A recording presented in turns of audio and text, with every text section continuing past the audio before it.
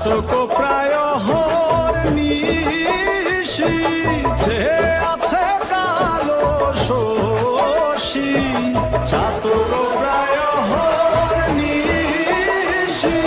যে আছে কালো শশী